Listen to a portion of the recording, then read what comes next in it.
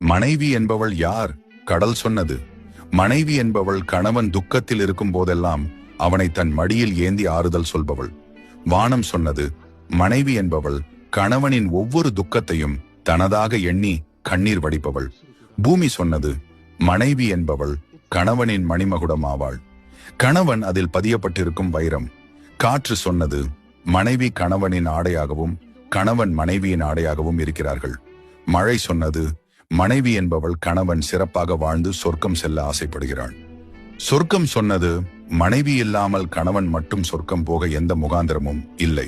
இறைவன் கூறினார், மனைவி என்பவள் என் தரப்பிலிருந்து ஒவ்வொரு கணவனுக்கும் வழங்கப்பட்ட விலை உயர்ந்த பொக்கிஷமாகும்.